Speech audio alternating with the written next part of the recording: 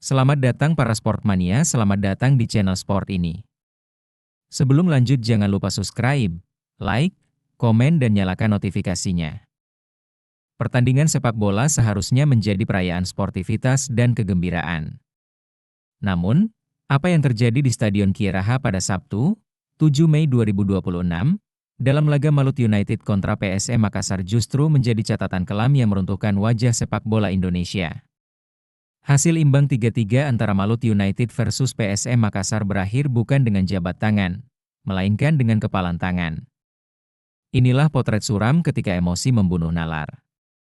Skor imbang di papan skor memang mencerminkan pertarungan sengit di atas rumput hijau. Namun, di luar lapangan, yang terjadi bukanlah persaingan sehat, melainkan tindakan premanisme yang dibungkus dalih loyalitas. Pemicunya klise, keputusan wasit. Thorik Alkatiri, wasit yang memimpin laga, dianggap bersalah karena membatalkan gol David da Silva di menit akhir melalui pengecekan VAR.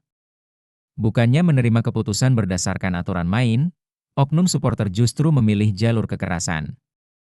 Thorik Alkatiri tidak hanya diprotes, ia diserang.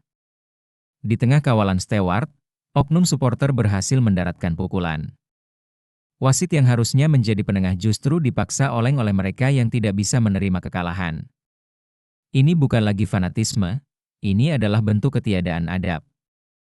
Bukan lagi soal keputusan VAR yang membatalkan gol David da Silva di menit akhir yang jadi sorotan, melainkan keberanian oknum supporter yang merasa di atas hukum. Thorik Alkatiri, yang hanya menjalankan tugasnya, menjadi sasaran empuk. Bayangkan, seorang pengadil lapangan yang seharusnya dihormati, justru dipukul di tengah kawalan steward. Ia oleng, nyaris tumbang, dan dipaksa untuk terus berjalan di bawah ancaman. Di mana keamanan? Di mana martabat sebuah klub jika wasit pun bisa dihakimi bak kriminal di kandang sendiri? Lebih jauh dari sekadar insiden di lapangan, upaya pembungkaman terhadap tugas jurnalistik menjadi bukti bahwa ada sesuatu yang ingin disembunyikan. Irwan, wartawan RRI Ternate yang mencoba mengabadikan momen memalukan tersebut, dipaksa oleh oknum ofisial Malut United untuk menghapus rekamannya. "Kamu wartawan, kamu harus hapus video itu," perintah mereka dengan nada intimidasi. Pertanyaannya, mengapa harus takut jika merasa benar? Memaksa seorang jurnalis menghapus bukti adalah tindakan pengecut yang mencederai kebebasan pers. Mereka ingin menutupi realitas dengan ancaman, seolah-olah dengan menghapus video, citra klub akan terselamatkan. Padahal, justru tindakan inilah yang semakin menghancurkan martabat klub itu sendiri. Puncak dari ironi ini tersaji dalam pernyataan sang owner Malut United, David Glenn, yang justru mempertanyakan sikap wartawan. "Kamu dari asal mana? Kalau dari Ternate, kenapa tidak mendukung kami?" ucapnya. Pernyataan ini adalah bentuk loyalitas tanpa logika.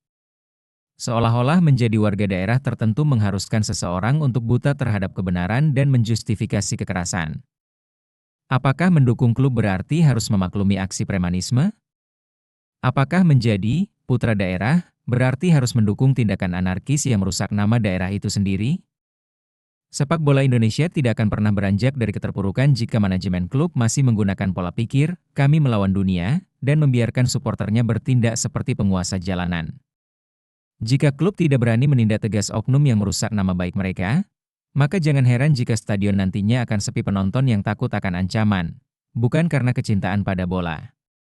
Stadion Kieraha seharusnya menjadi kebanggaan Ternate, bukan tempat di mana wasit dan wartawan merasa terancam nyawanya. Jika ini adalah loyalitas yang kalian banggakan, maka sepak bola kita benar-benar sedang berada di titik nadir. Bukan hanya wasit yang jadi korban, kebebasan pers pun ikut diberangus. Ini adalah bentuk intimidasi terang-terangan untuk menutupi borok yang terjadi di lapangan. Mereka ingin menyapu kotoran di balik karpet, berharap publik tidak tahu betapa memalukannya perilaku di balik layar tersebut. Pertanyaan ini seolah mengamini sebuah doktrin berbahaya, bahwa di Ternate, mendukung klub harus dibarengi dengan mendukung segala bentuk tindakan, termasuk kekerasan. Apakah loyalitas supporter dan manajemen memang harus dibayar dengan menutup mata terhadap kebenaran? Sepak bola kita tidak akan pernah maju jika arogansi masih dipelihara. Jika stadion sudah menjadi zona tanpa hukum dan pers dipaksa bungkam, lantas kepada siapa lagi kita berharap akan adanya perubahan? Bagaimana menurutmu? Apakah tindakan intimidasi terhadap wartawan ini seharusnya berujung pada sanksi berat bagi pihak klub? Ataukah ini hanya drama biasa dalam tensi pertandingan yang tinggi? Itulah berita seputar sepak bola BRI Super League versi channel ini. Terima kasih sudah menonton sampai habis. Dukung terus channel ini dengan cara subscribe dan share video ini ke grup WhatsApp bola kalian. Kita ketemu lagi di ulasan lainnya. Stay sporty.